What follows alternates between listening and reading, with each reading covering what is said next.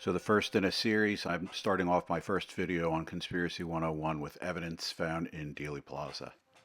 Pay attention to this guy right here later. So by no means is this intended to be an exhaustive list, but it is a list of quite a few of the resources that I will be drawing upon for the making of this video. Also, just a quick commemoration as some of the folks were kind enough to work with me once upon a time and bring me up to speed on things who are no longer with us. So let's start off with the baseline. The Warren Commission was an investigative body formed by Lyndon B. Johnson to investigate the assassination of President John F. Kennedy.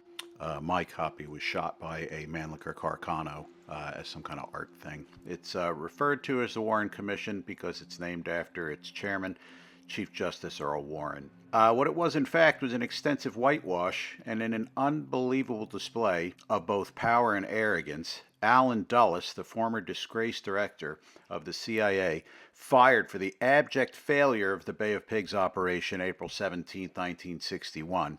Johnson appoints him as one of the members of the Warren Commission. All right, let's take a look at what they came up with after 10 months, 27 volumes, and one 888-page summary. Lee Harvey Oswald, using a bolt-action mail-order Mannlicher Carcano 6.5mm carbine with a Japanese scope, fired 3 bullets from the easternmost window of the 6th floor of the Texas School Book Depository building.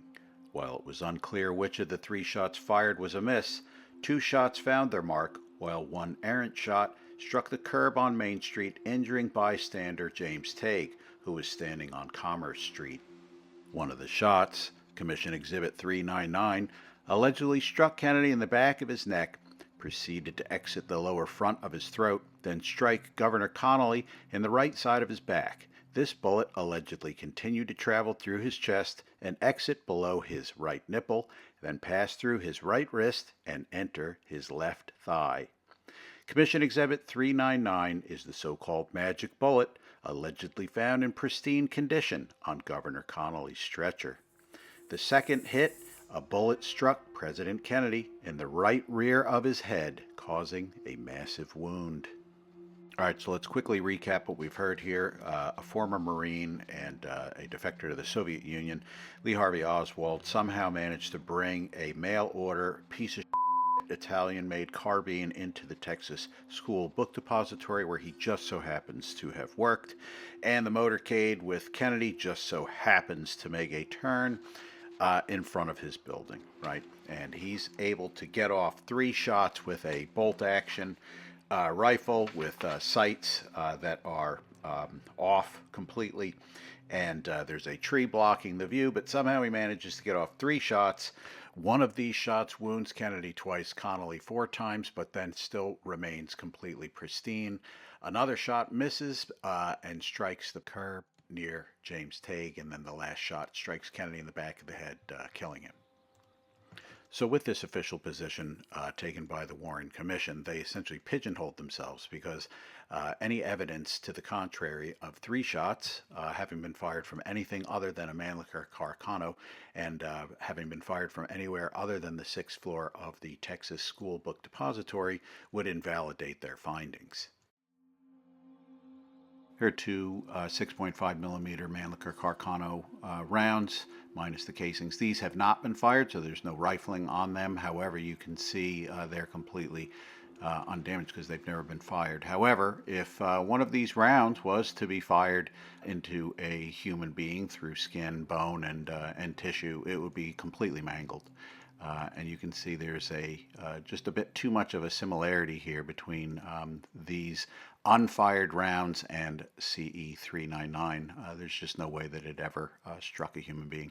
And that wouldn't have been a single bullet wound, though, right? They talk about this magical bullet that traveled. That would have been more than 1 bullet, you think? Magic bullet didn't strike the president at all. Of course it didn't. And even the 2 men, O.P. Wright and Daryl Tomlinson, who found the magic bullet at Parkland and turned it over to the Secret Service, couldn't even identify it.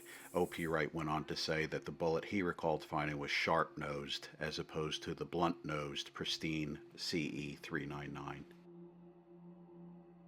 So I've wasted too much time on this already, so let's just cut to the chase. It appears that Kennedy was hit 4 times, once in the back, once in the throat, once in the back of the head, and potentially either from the side into the head or from the top of the head. That part is unclear. And then for Governor Connolly, it's at least 1 separate shot or 2. And then from the actual Lincoln, 3 small bullet lead fragments were recovered, as well as 2 larger jackets. I don't plan to get into this in any detail because that's not the point of this video. Suffice it to say that the fragments that were found demonstrate that the magic bullet is an impossibility. Just the fragments removed from Connolly's wrist don't support it. Moving on from here, let's just take a look. What we also have is what appears to have been a missed shot that impacted the chrome around the windshield of the Lincoln. And through the book Murder in Dealey Plaza, considerable research which indicates that the hole in the windshield was a through and through hole from which you could fit a pencil and from which the FBI collected metal fragments. Appears to be 4 shots to Kennedy, as many as 1 to 2 shots to Connolly, a separate shot that missed to the chrome, and then potentially a hole in the windshield which may or may not correspond to one of the shots which struck either Kennedy or Connolly. Naren Gunn wrote a book called Red Roses of Dallas, where he claims that Buddy Walters, along with a Secret Service agent, found a bullet in the grass. Dallas County Sheriff Al Maddox goes on to say that Buddy Walters, another Dallas County Sheriff, showed him a bullet which he had found in Dealey Plaza and may have eventually given to his son. So I consider that hearsay, but it is interesting because Buddy was in a mixed up in a group of people which all seem to be putting things in their pockets. At the minimum, we see Buddy, J.W. Foster, and the Mystery Man. This is directly across from the Grassy Knoll area on Elm Street, and this unidentified guy shows up and appears to take what looks to be the nose of a .45 caliber round. Many years ago, I was the lucky winner of some original 1122 black and white prints taken on the day of the assassination. And this was one of them, which is considered a photo by Cancelaire. I put it out on the education forum, and it is now, of course, easily available to be found on the internet just about everywhere. I just want to point out this individual I was talking about in the beginning of the video. Here we see an individual who may or may not be FBI Special Agent Robert Barrett, and he's the one who is pocketing what appears to be a .45 round discovered near the manhole cover on Elm Street. And he's holding an overcoat in his hands. He could well have his hat and sunglasses. And if this is indeed him, it is interesting because his account was that he did not arrive in Dealey Plaza until 1 o'clock in the afternoon. The sign up on the Texas School Book Depository building clearly says that it's somewhere around 12:39, only minutes after the assassination. And the Cancelaire photo showing the individual striding across the lawn toward the grassy knoll was also taken minutes after the assassination took place.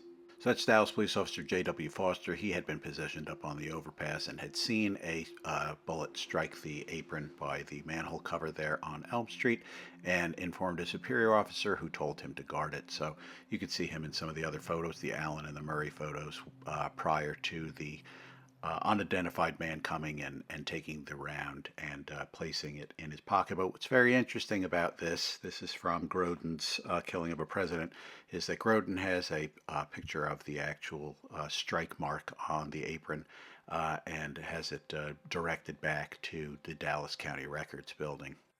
And then in 1975, a maintenance man discovered a .30-06 shell casing there on the roof of the County Records building. So the gentleman standing at our left there is Wayne Hartman.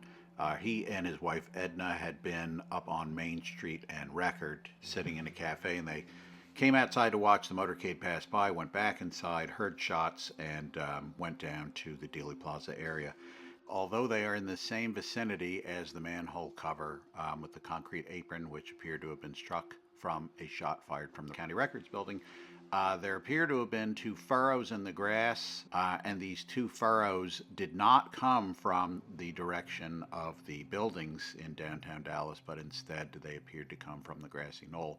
So again, using Don Roberto's plat, which he's given me permission to use, just want to drill down and show the area where the Hartman saw the 2 furrows in the grass, which is separate from the area of the concrete manhole where the shot came from, the county record. So in this case, it appears that there were 2 furrows, which implies that there may have been 2 different shots fired and that these furrows ran opposite the grassy knoll across the street, not from the Texas School Book Depository building. One last observation here is that this is Edna Hartman's account, and what she points out is that there was also a nick to the curb in this location on the south side of Elm Street across from the grassy knoll. Eyewitness Randolph Carr, who was standing on the 7th floor of the new courthouse building, seems to corroborate that same shot bucking up the grass having come from the grassy knoll area. Not able to find some of the details on this any longer, but I do recall it was a round found by a man named Heminger while he was metal detecting in Dealey Plaza. It was found on the opposite side of the grassy knoll, on the other side of the Dealey Plaza, off of Commerce Street, at a forked tree there on the grassy slope. And this would be yet another round found in Dealey Plaza. As per Weisberg's Billets of Dealey Plaza, sometime in 1974, a man named Richard Harold Lester, using a metal detector, found a 6.5 millimeter round in the cinders at the top of the underpass above Commerce Street. This round was reluctantly turned into the FBI for analysis with their promise to return it. Their finding was that the rifling did not match the Italian-made carbine found in the Texas School Book Depository, and they never returned the round. This is a frame from the film taken by Marie Muchmore. We can see the spectators standing on the lawn on the south side of Elm Street as Kennedy is receiving shots to his head. Standing to our left is Mary Moorman, who famously took a Polaroid camera shot at the time of impact. Standing to her right is her friend Jean Hill, also known as the Lady in Red. The so what here is what Jean Hill related concerning her eyewitness account that day, that a Secret Service agent questioning her that afternoon asked her if she hadn't noticed when a round struck close to her feet. What did you think that dust was? He asked. So in corroboration of what Jean Hill reported, this is a bit longer, so I'm going to again take advantage of a plat created by Don Roberto. Miss Virgie Rackley was standing at the Texas School Book Depository, saw sparks fly up from the pavement. She believed that to be on the opposite side of Elm, the south side of Elm, close to the first sign on Elm, which I assume would be Thornton. Roy Skelton, who was standing on the triple overpass, appears to have seen 2 shots potentially hit pavement. Saw something hit the pavement at the left rear of the car. Then the car got into the right-hand lane, and I heard 2 more shots. I then heard another shot and saw the bullet hit the pavement. The concrete was knocked to the south away from the car. It hit the pavement in the left or middle lane. Austin Miller, who was standing with Roy Skelton, saw at least 1 shot hit the pavement. Sheriff Roger Craig was informed that a bullet had hit the curb on the south side of Elm and to go look for it. He was told this, he said, by Buddy Walters. Buddy Walters denied this.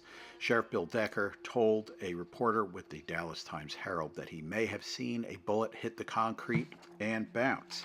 Decker was in the lead car ahead of the JFK Lincoln. The Select Committee on Assassinations on August 5, 1978 received information that former Dallas policeman Starvis Ellis, who had been a motorcycle police officer, had seen a round strike a nearby curb and kick up dust. Also from the Select Committee on Assassinations on August 13, 1978, the committee received information from a Charles Rogers that he had been in Dealey Plaza at the time of the assassination with his friend Mike Nally. According to Rogers, Nally's uncle was a motorcycle policeman riding in the motorcade. The uncle had apparently related that when the shots were fired, he heard a clanging noise on the fender of his motorcycle. The policeman looked down and saw a .45 caliber slug roll off into the street. The uncle said not to report this story, and the Select Committee was unable to identify either Nally, Roger's friend, or identify Nally's uncle. After having returned from one of my visits to Dealey Plaza, I had the fortunate opportunity to speak with Jim Mars at some length. And he related to me that the Stemmons Freeway sign, he had been told by a Dallas police officer that it had been struck during the assassination. I wasn't able to find any proof of that, and it was also related to me by a private source much later on that it may have been one of the North Texas 77, the signs there you see on the left attached to the Stemmons Freeway sign that may have been hit. I wasn't able to prove, unfortunately, any of those claims. We're getting down to the honorable mentions. I misplaced the document. I have a document, or I had a document, and maybe I can get it again, which was a report on a possible hole to the floor pan of the Lincoln Continental limousine used by Kennedy in the motorcade. This one is a stretch that it might be related. Apparently, someone dug a bullet out of a rooftop from the 1200 block of Elm Street, which is quite distant from Dealey Plaza, in 1967. Although the Warren Report admitted the shot to the curb on Main Street, which wounded Tague, as one of their official 3-shot count, no mention was ever made of the actual round being found. On February 15, 1969, a report by the FBI in Dallas has a man named Rex M. Oliver, an employee of the Texas Highway Department, reporting the finding of a round at some point in 1968 at the Commerce Street entrance to North Stemmons Freeway. The bullet appears to have ricocheted off of something, he said. The FBI picked up the bullet from Oliver and reported after testing that it was yet another .45 caliber round. Could this have been the round that struck the curb at Main Street and went on to wound Tague with a piece of concrete from the curb?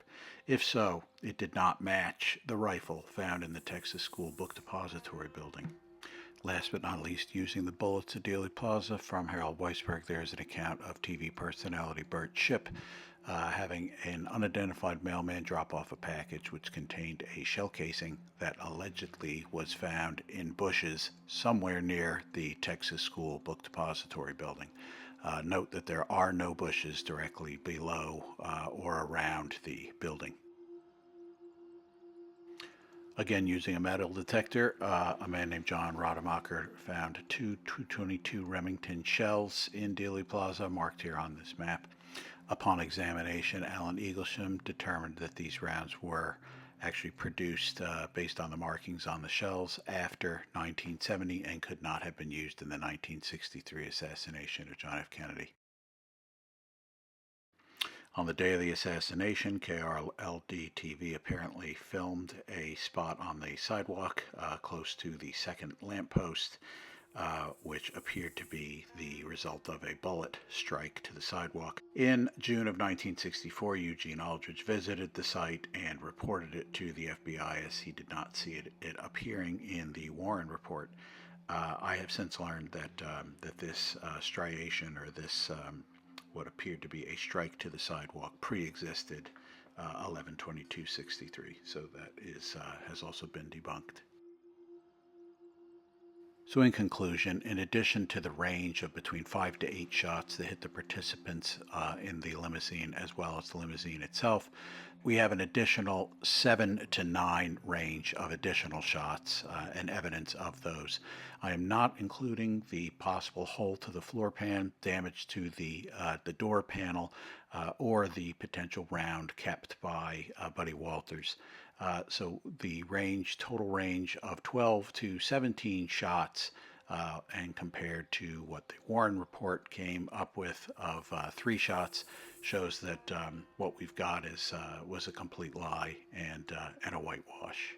Thanks very much for watching. If you'd like to support me, you can buy me a cup of coffee by sending me a PayPal to monolithguy@gmail.com.